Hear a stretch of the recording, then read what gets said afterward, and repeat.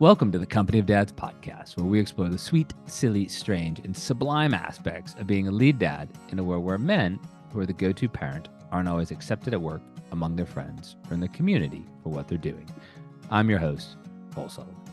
Our podcast is just one of the many things we produce each week at the Company of Dads. We have various features, including the Lead Dad of the Week. We have our monthly meetups. We have a new resource library for all fathers. The one-stop shop for all of this is our newsletter, The Dad. So sign up today at thecompanyofdads.com/thedad. Today, our guest is Todd Demsey, former PGA Tour golfer who had a change of heart when his kids got older.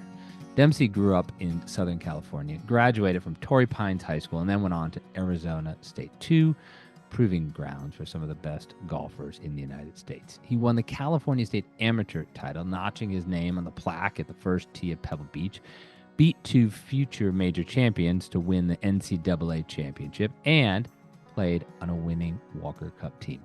He then settled into a PGA Tour career.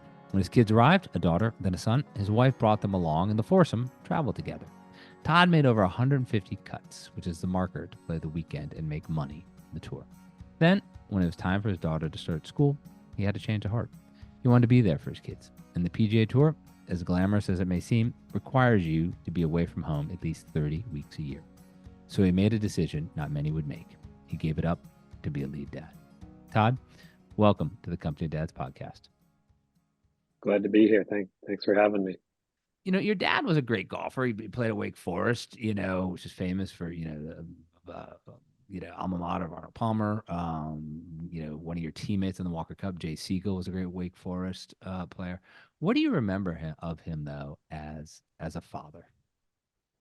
Yeah, he just was a just incredible businessman. He built a great company. He great golfer, a great dad. I mean, really, he was pretty amazing. Looking back now, I just don't even know how he did it all. He was there for just about everything. That he really didn't miss much. Plus, he built a business, and so yeah, he's amazing. I hopefully learned something from him. Yeah. When did he get you started playing golf? I was about 10 the first time we went out. He played golf on the weekends, and I finally joined him one day. Went out to the Loma Santa Fe Executive Course in San Diego, where I grew up, and just loved it right away, and started going out more frequently with him. And then when I turned 12, I was pretty much all in and knew that I wanted to get to the PGA Tour and do this for a living. So yeah, it was.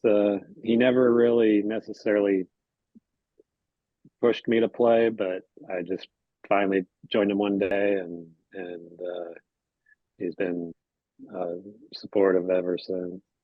Did you have any siblings who played as well, or you were the lone golfer in the family?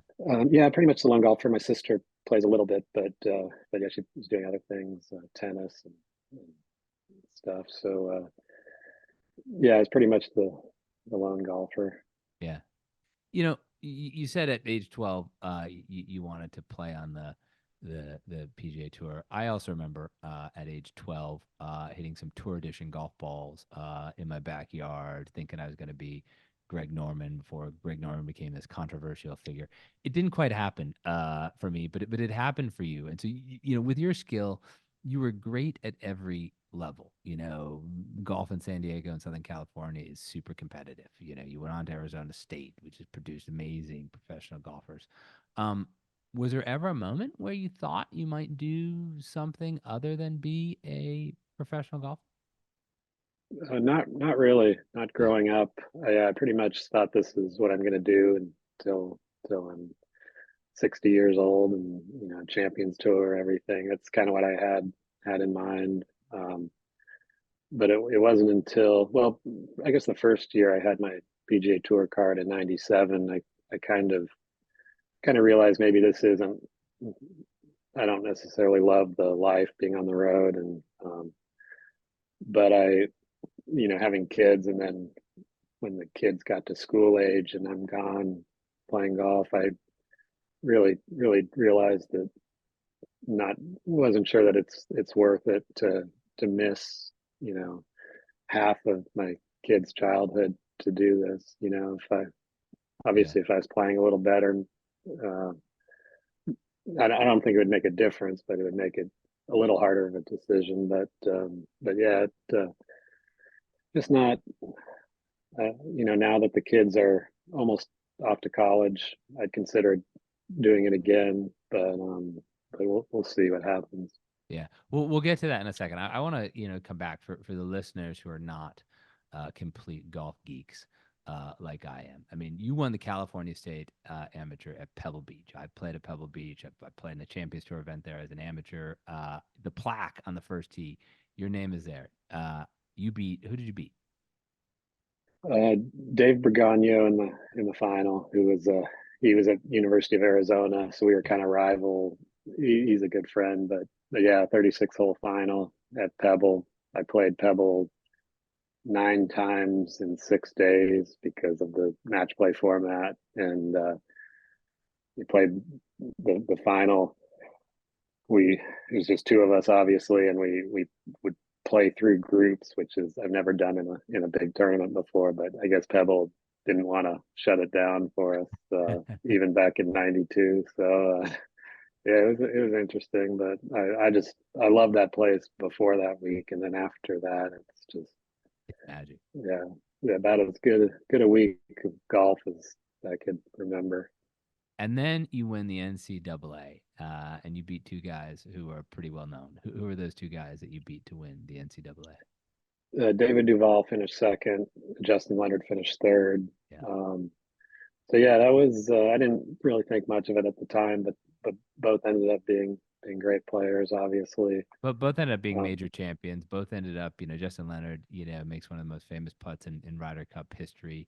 David Duval shoots a 59, wins a couple majors, was number one player in the world. These are legit people you're beating, and then you go on to the Walker Cup. And for listeners who don't know, that's essentially the amateur version of the Ryder Cup. And in your singles match, you beat a guy who I've talked to many times, who I think the world of. Why don't you tell the listeners who you beat in the singles match? um, Honestly, I don't remember. Was it Harrington You beat or Harrington. You beat Harrington, a three-time major champion, Champions Tour standout. And yeah, you had if I'm right, if my research is right, you won all your matches on the Walker Cup. Is that correct? yeah? I did. I think a lot of us did. We won 19-5, so it was kind of a blowout. But yeah, it was at Interlaken in Minnesota. I remember it was rain shortened to 2 days instead of I think three. So it was kind of a quick one. It was kind of over after the first day. But it was amazing experience playing with Leonard and drawing a blank Tim Herron, Jay Siegel, John Jason. Harris, Yeah.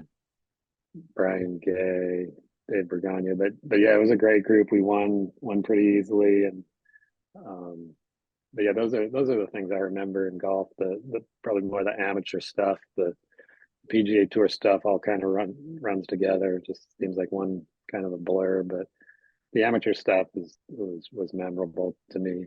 Yeah. But then you go out on tour, and your wife now, was she your wife at the time? Did you meet her early on? Did she travel with you from those early days?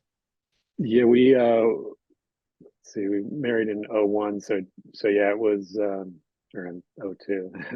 But it was yeah, the early days no, but yeah, we met when I was 28. So, but we traveled the PGA Tour and the what's now Corn Ferry Tour for 10, 12 years together.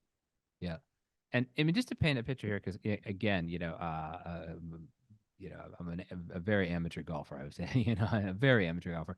But having played a couple times in the Champions Tour event out at Pebble, there's a lot of dead time. It looks great when you're on TV, but even if the round takes 5 hours, even if the round takes 6 hours, you still have a lot of your day, left. And what was that like to get adjusted to, first as a single guy and then as, a newly married man? Yeah, it was. much better after getting married and having kids. You know, we could do stuff together, and definitely better way to pass the time than going to see a movie or sit in the hotel room. So yeah, that was one of the things I didn't like right off the bat, was that life out there, and a lot of it seemed like a lot of wasted time. But with the family, it was a lot better. But then back when they became school age, and I was again on the road on my own, it you know, reminded me again of how much wasted time there is out there. I'm sure there's probably better ways to spend it that I didn't know about, but yeah, a lot of just waiting around and to play again. So it's again, not necessarily what I loved doing. I loved the golf part and the competition, but the rest I could have done without. Yeah. And so, but for a couple years, you're traveling. Your daughter's older than your son. You're traveling with them. And what does that feel like? What does that, when you think back? What did that feel like traveling with your family, playing professional golf, going from city to city, week after week? Yeah, that was great. The kids got to see a lot at a young age. Maybe they don't remember it, but it was that was probably my favorite stretch on pro golf. You know, don't really remember the results necessarily, but I definitely the happiest I've been on the road. Um, and but yeah, again, that changed when the kids got older, and then all of a sudden I'm out there alone again. Yeah. But yeah, the driving, you traveled in an RV much of the time, so that yeah, it was just a great stretch of golf and family and um, travel. Do you remember the player Ken Green? Do you remember Ken Green? Yeah, yeah, Yeah. So he he he was was an my RVer. he was an RV guy. He was my hero growing up. I grew up in, he was a Connecticut guy. The green glove, he and Mark Calculack getting all stuff. And he sat up front of it. He crashed his RV, had some injuries. But a couple years ago, the Connecticut State Open was at my club. And there was this giant RV in the parking lot. And of course, it was Ken Green still traveling by RV from tournament to tournament. That's great. Yeah, I I don't know that I met him, but he was always somebody I looked up to growing up. He was winning a lot of tournaments, but yeah, I do had that he had that terrible RV Right. accident, but he yeah, great, funny guy from what I've seen. But glad Yeah. to hear he's still out there playing and Oh, he's grinding. RVing. Yeah. Yeah, Now you're pretty much a contemporary, I mean, 1 year difference of Phil Mickelson, another California guy. You're a couple years older than Tiger Woods, and of course, really Tiger, Phil too, but really Tiger, when he came on tour, that's when the tour exploded. The prize money started to creep up, a lot more attention. You're sort of in the midst of it, but there's family. You want to be a dad. When you decided to leave that behind, what was the reaction among your fellow players? Guys that you've been playing with since you were a kid, you played against in college, Walk Cup guys. What was their reaction when you said, you know what, I'm going to leave this. I'm going to go be a dad. it was kind of a gradual thing. So it's not like one day I said, okay, I'm done. I felt like doing that many times, but it wasn't like just one, just kind of faded. It was faded out of the game. And, I mean, I have gotten a lot of reactions from people that, you should be out there playing. And, but yeah, I think most people close to me realize that it wasn't where my heart was. And, again, hopefully maybe do it again someday when it works, but it's, the golf part I love, the rest not as much. Yeah. But yeah, again, it wasn't like it was kind of gradual, so it wasn't like a big shock to anybody. I don't think. Did you know when you played your last tournament? What was your last tournament that you played on tour? Um, Actually, I think the last one was like 2013, Byron Nelson, something like that. Yeah. And I remember I played a steel shaft. That's the only reason I remember it is because there were some articles about I was one of the last people to play a steel shaft in my woods. So, but yeah, I think that was my last PGA Tour event, and I might have played a couple of Corn Ferry events after that. Yeah, probably 2016 might have been my last Corn Ferry event. Yeah. What was the transition like?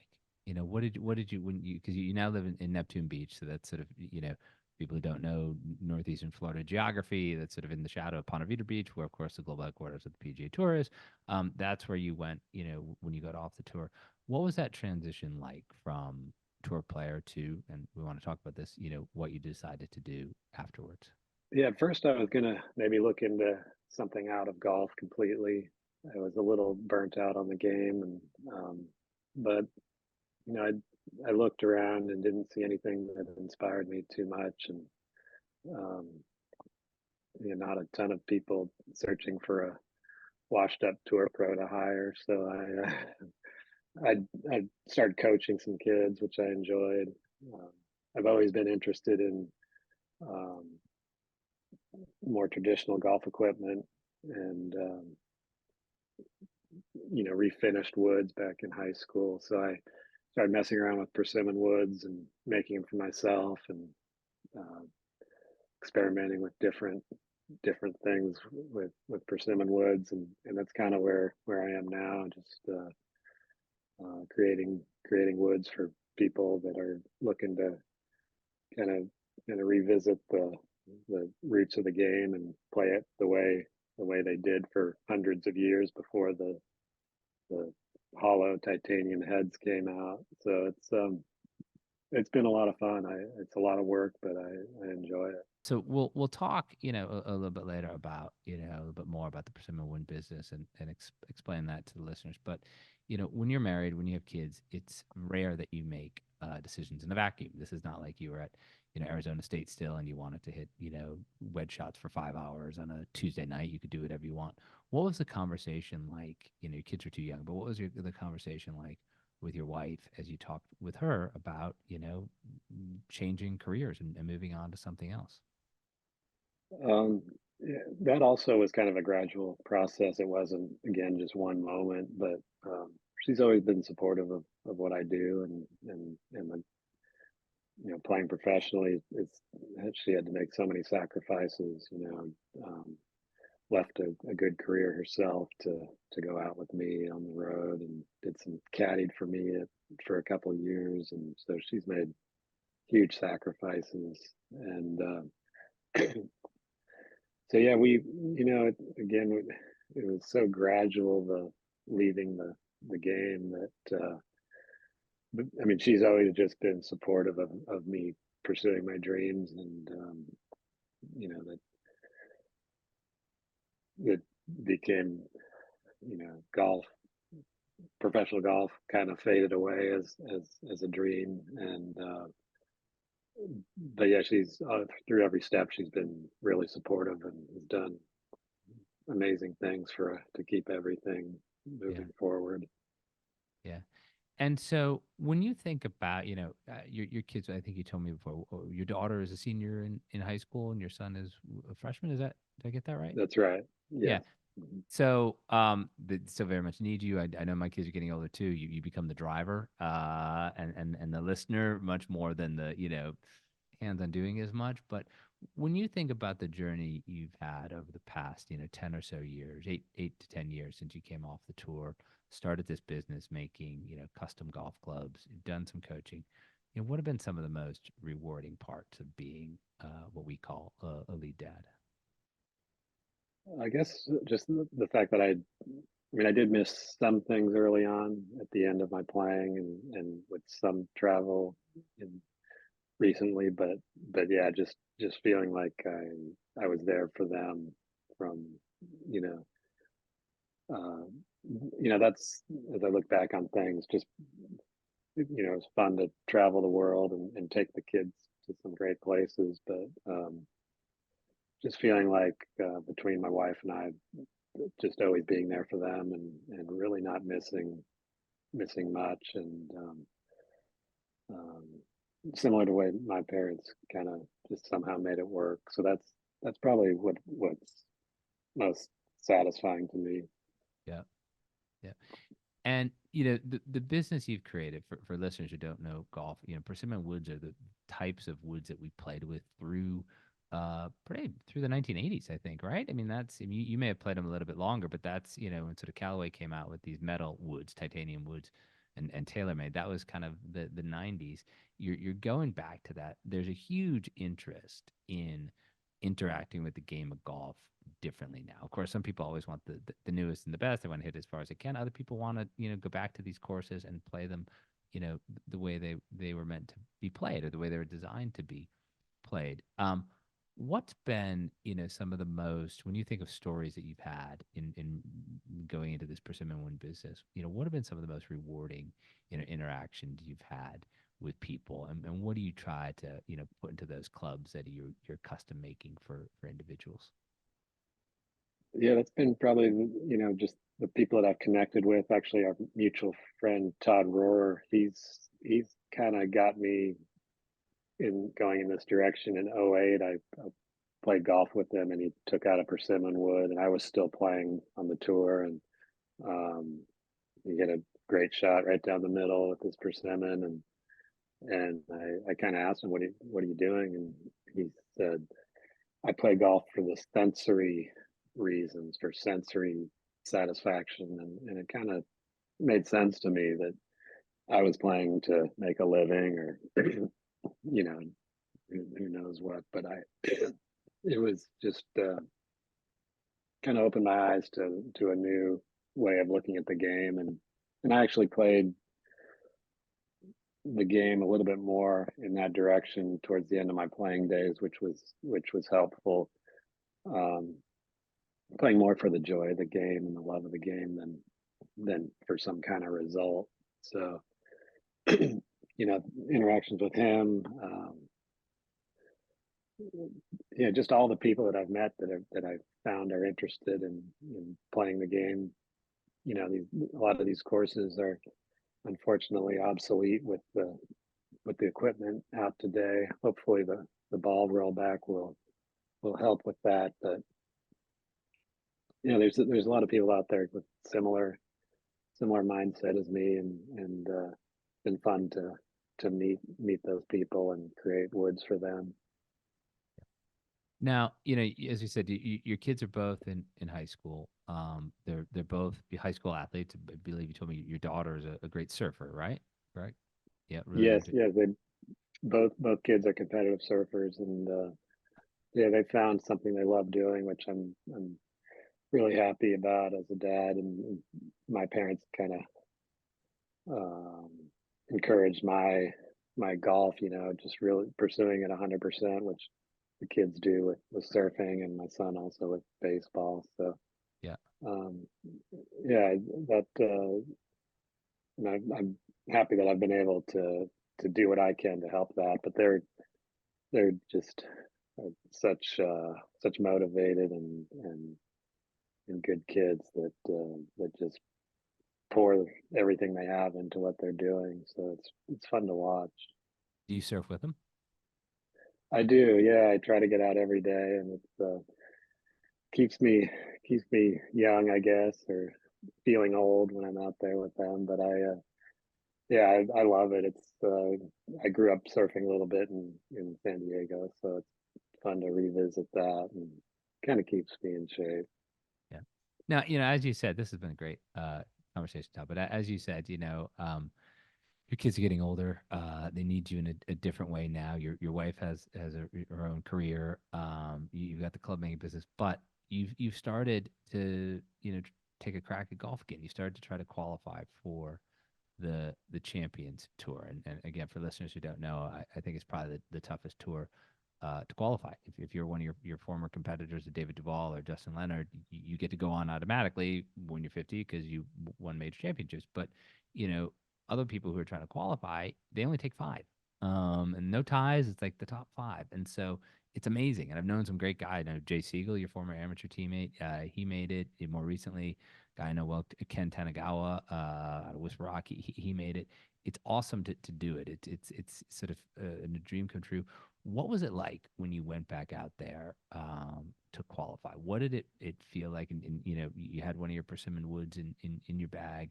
What did it feel like to be out there competing at the highest stage, surely with some guys that you'd played with when you were much younger, and really giving it a go? Yeah, it was fun. I didn't realize how much I enjoyed and missed the competition part. So yeah, it was. I enjoyed it. It um, didn't. I had a good chance to make that top five, and the last day didn't play great. But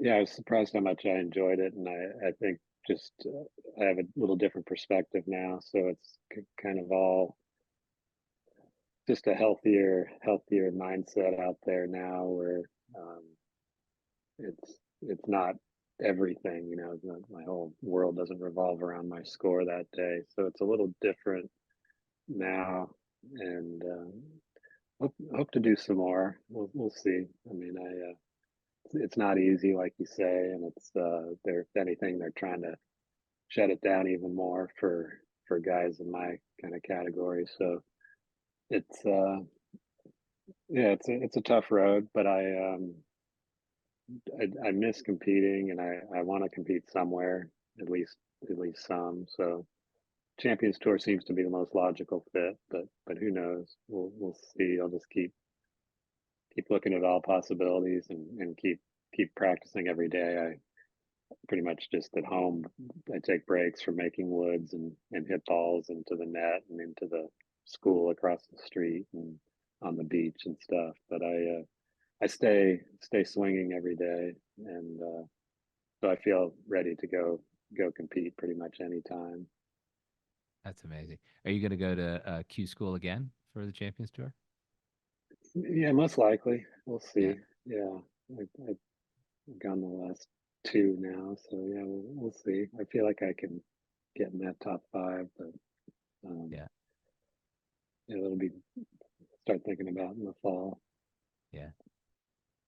Todd Dempsey, pro golfer, club maker, amazing dad. This has been great talking to you today. One last question for you, for some of the fathers listening to us. You know, you're a great golfer, but your kids are surfers.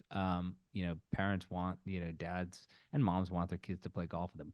What tips would you give to an enthusiastic dad who just wants to go out there and play with their son or daughter?